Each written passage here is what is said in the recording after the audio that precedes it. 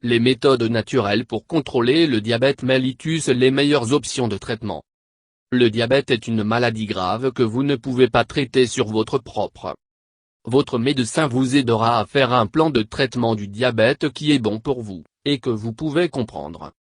Vous pouvez aussi avoir besoin d'autres professionnels de la santé de votre équipe de traitement du diabète, y compris un médecin de pied, nutritionniste, médecin de l'œil, et un spécialiste du diabète, appelé un endocrinologue.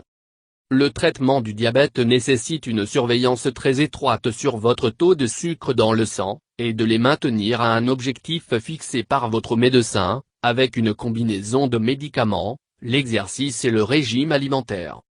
En accordant une attention particulière à ce qu'est quand vous mangez, vous pouvez minimiser ou éviter l'effet de bascule de l'évolution rapide des niveaux de sucre dans le sang, ce qui peut nécessiter des changements rapides dans les doses de médicaments, en particulier l'insuline.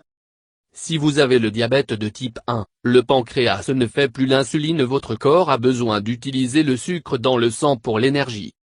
Vous aurez besoin de l'insuline sous la forme d'injection ou par l'utilisation d'une pompe continue. Apprendre à faire des injections à vous-même ou à votre nourrisson ou l'enfant peut sembler à première vue la partie la plus ardue de la gestion du diabète, mais il est beaucoup plus facile que vous pensez. Certaines personnes atteintes de diabète utilisent une pompe informatisée, appelée une pompe à insuline, qui donne l'insuline sur une base fixe. Vous et votre programme de médecin de la pompe a livré une certaine quantité d'insuline pendant toute la journée, la dose basale. De plus, vous programmez la pompe pour fournir une certaine quantité d'insuline en fonction de votre taux de sucre dans le sang avant de manger, dose de BOLU. L'insuline se décline en 4 types.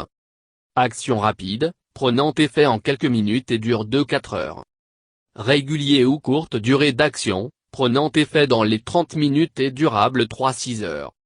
Action intermédiaire, prenant effet en 2-4 heures et peut durer jusqu'à 18 heures.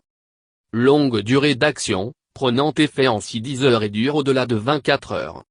Une action rapide de l'insuline inhalée, Afrezza, est également approuvée par la FDA pour une utilisation avant les repas. Il doit être utilisé en combinaison avec de l'insuline à action prolongée chez les patients atteints de diabète de type 1 et ne doit pas être utilisé par ceux qui fument ou qui ont une maladie pulmonaire chronique. Il se présente comme une cartouche de dose unique. L'insuline pré-mélangée est également disponible pour les personnes qui ont besoin d'utiliser plus d'un type d'insuline. Degludec, Tresiba, est une insuline particulièrement longue durée d'action, en fournissant une dose basale d'insuline durable au-delà de 42 heures. Il est également disponible en combinaison avec de l'insuline à action rapide, Rizodès 70-30. Chaque plan de traitement est adapté pour la personne et peut être ajusté en fonction de ce que vous mangez et combien vous vous exercez, ainsi que pour les périodes de stress et de la maladie. En vérifiant vos propres niveaux de sucre dans le sang, vous pouvez suivre l'évolution des besoins de votre corps pour l'insuline et de travailler avec votre médecin pour déterminer la meilleure dose d'insuline. Les personnes atteintes de diabète de vérifier leur glycémie jusqu'à plusieurs fois par jour avec un instrument appelé un glucomètre. Les niveaux des mesures de glucomètre de glucose dans un échantillon de votre sang tamponné sur une bande de papier traité. En outre, il existe maintenant des dispositifs, appelés systèmes de surveillance du glucose en continu, CGMS, qui peuvent être attachés à votre corps pour mesurer votre glycémie toutes les quelques minutes pendant une semaine à la fois. Mais ces machines vérifient les niveaux de glucose de la peau plutôt que le sang, et ils sont moins précis qu'un glucomètre traditionnel. Nutrition et repas timing pour le diabète. Un régime alimentaire équilibré est essentiel pour les personnes qui souffrent de diabète, donc travaillez avec votre médecin ou une diététiste pour mettre en place un plan de menu. Si vous avez le diabète de type 1, le moment de votre dose d'insuline est déterminé par l'activité et l'alimentation. Lorsque vous mangez et combien vous mangez sont tout aussi importants que ce que vous mangez. Habituellement, les médecins recommandent 3 petits repas et 3 à 4 collations chaque jour pour maintenir le bon équilibre entre le sucre et l'insuline dans le sang. Exercice pour le diabète. Un autre élément crucial dans un programme de traitement pour le diabète est l'exercice. Avec les 2 types de diabète, consultez votre médecin avant de commencer un programme d'exercice.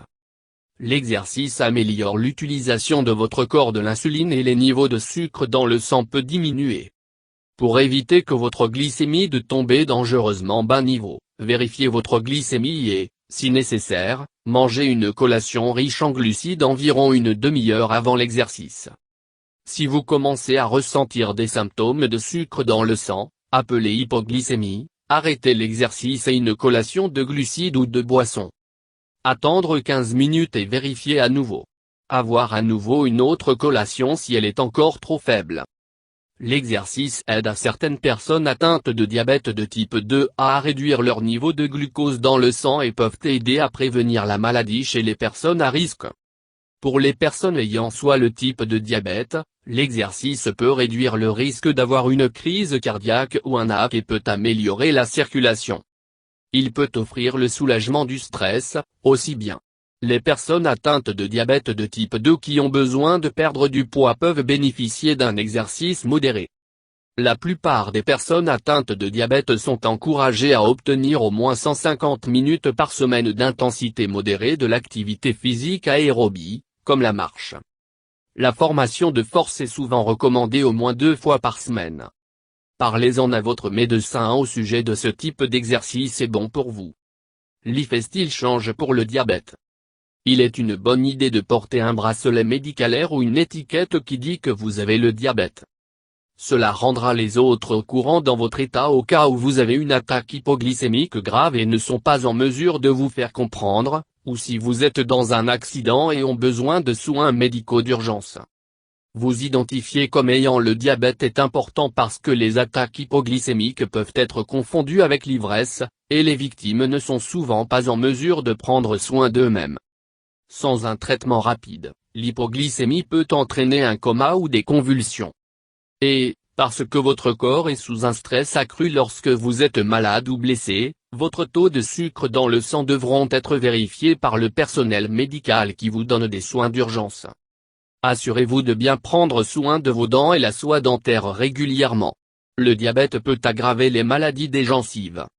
La vitamine C peut compenser un faible taux sanguin d'insuline, qui fonctionne normalement pour aider les cellules à absorber la vitamine. Des quantités adéquates de vitamine C peuvent aider le corps à maintenir un bon niveau de cholestérol et de maintenir les niveaux de sucre dans le sang sous contrôle. Mais trop peut causer des calculs rénaux et d'autres problèmes. Vérifiez auprès de votre médecin pour voir si un supplément de vitamine C est bon pour vous. La vitamine E peut aider à limiter les dommages aux vaisseaux sanguins et aider à protéger contre les maladies des yeux et des reins. Mais trop peut conduire à de graves problèmes, comme un risque plus élevé d'accident vasculaire cérébral. Parlez à votre médecin avant d'ajouter ce supplément. Le magnésium aide les niveaux de sucre dans le sang de contrôle. Certaines personnes atteintes de diabète ont une carence en magnésium grave. Les suppléments de magnésium, dans ce cas, peut améliorer l'action de l'insuline. Body Medicine. Imagerie guidée, le biofeedback, la méditation, l'hypnothérapie, et le yoga réduire les hormones du stress, qui à son tour peut aider à stabiliser les niveaux de sucre dans le sang.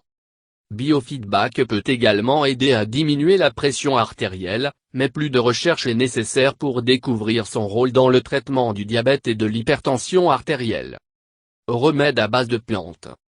Crème capsaïcine, une pommade à base de poivre de Cayenne, a été rapportée par certains patients pour aider à la douleur plus faible dans les mains et les pieds de la neuropathie diabétique.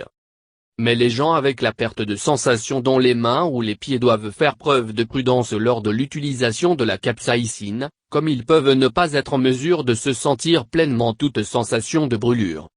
Vérifiez auprès de votre médecin si vous envisagez d'essayer ce produit.